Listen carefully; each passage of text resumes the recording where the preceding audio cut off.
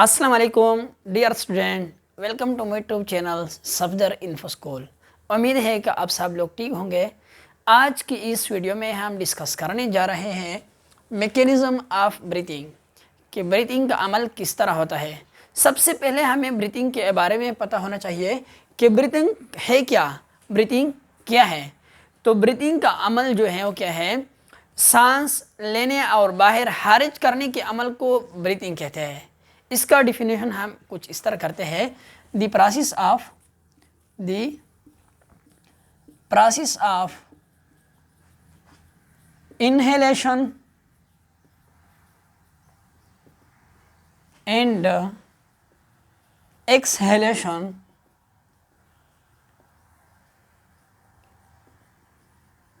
is called breathing. It's called breathing. यानी inhalation और exhalation के अमल को ब्रीथिंग कहते हैं। इनहेलेशन क्या है, सांस को अंदर ले जाना, और एक्सहेलेशन क्या है, सांस को बाहर खारिज करना। तो सांस अंदर ले जाने और बाहर खारिज के अमल को ब्रीथिंग कहते हैं। इसके मुकाबले में दूसरा जो चीज़ है वो क्या है, रिस्पायरेशन। तो रिस्पायरेशन क्या है, वो एक सेलुलर प्रोसेस है जो सेल के अंदर होता है और इसमें फूड मॉलिक्यूल की ब्रेक डाउन होती है।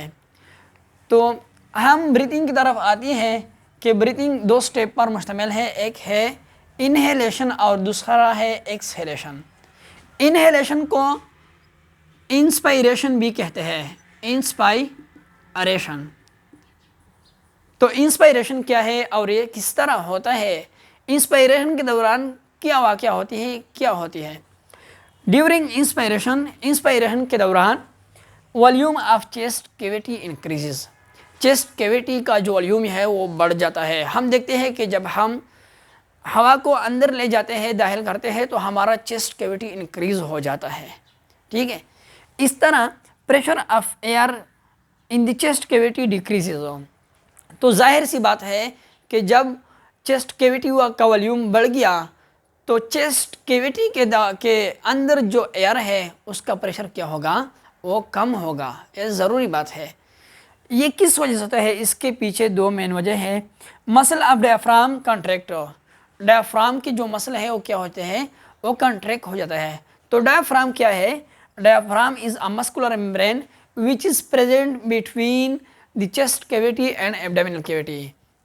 यह हमारे साथ क्या है, ये एक बॉडी है, तो इसमें एक पर्दा होता है जो कि चेस्ट कैविटी और एब्डोमिनल कैविटी को सेपरेट करते हैं। तो ये क्या है, ये एक मस्कुलर लेयर है जो चेस्ट कैविटी और एब्डोमिनल कैविटी को सेपरेट करते हैं। इंस्पायरेशन के दौरान ये डायफ्राम फ्लैट हो जाता है। किस तरह फ्लैट हो जाता है, कंट्रैक्ट और फ्लैट हो जाता है। और इस तरह जो रिब के मसल है, दो रिब के दरमियान जो मसल है, इंटरकास्टल मसल, वो क्या हो जाते हैं, वो कंट्रैक्ट हो जाते हैं और इस तरह रिब कैजेस एक्सपेंड हो जाते हैं। ये हमारे साथ रिब्स है, ये चेस्ट कैविटी में हमारे साथ क्या है, ये रिब्स है। तो रिब्स के दरमियान ये भी रिब्स हो गया है। ये रिब के दरमियान क्या है, ये मसल है। तो ये मसल क्या होता है, इंस्पायरेशन के दौरान ये मसल कंट्रैक्ट हो जाते हैं और जब कंट्रैक्ट हो गए तो क्या रिब केजेस आउटवर्ड चले गए।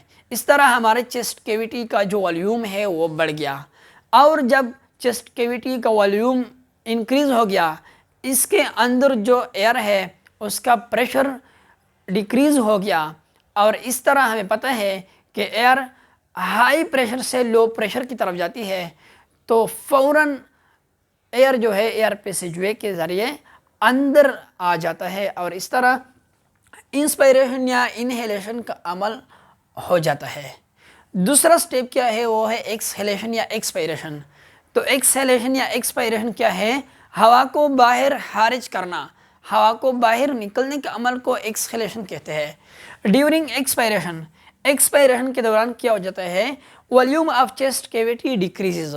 चेस्ट कैविटी का जो वॉल्यूम है वो क्या है, वो डिक्रीज हो जाता है और इस तरह एयर प्रेशर इंक्रीज, जो चेस्ट कैविटी में मौजूद एयर है उसका प्रेशर क्या हो जाता है, वो इंक्रीज हो जाता है, वो बढ़ जाता है। इसके पीछे भी दो वजह है, muscle of rib end diaphragm relax. ये जो रिब्स के दरमियान जो मसल है और इस तरह जो डायफ्राम की मसल है वो क्या है, वो रिलैक्स हो जाते हैं। तो डायफ्राम पहले फ्लैट शेप है, कंट्रैक्ट है, वो क्या हो जाता है, वो रिलैक्स हो जाता है और डोम शेप बन जाता है। किस तरह, डोम शेप्ड, गुंबद नुमा बन जाता है, गुंबद नुमा बन जाता है, ठीक है। और इस तरह रिब केजेस जो है वो डाउनवर्ड मूवमेंट करते हैं, अंदर की तरफ नीचे की तरफ चले जाते हैं और इस तरह हमारा जो चेस्ट कैविटी है उसका वॉल्यूम डिक्रीज हो जाता है। जब चेस्ट कैविटी का वॉल्यूम डिक्रीज हो गया तो चेस्ट कैविटी के अंदर जो हवा है उसका प्रेशर क्या हो गया, वो इंक्रीज हो गया और इस तरह चेस्ट कैविटी में जो एयर है वो हाई प्रेशर से लो प्रेशर की तरफ जाता है। तो इस तरह ये हवा बाहर की तरफ निकल जाती है और इस तरह एक्सपायरेशन का अमल हो जाता है। तो इस इंस्पायरेशन और एक्सपायरेशन के अमल को ब्रीथिंग कहते हैं और इस तरीके से ब्रीथिंग का अमल हो जाता है। Thank you so much.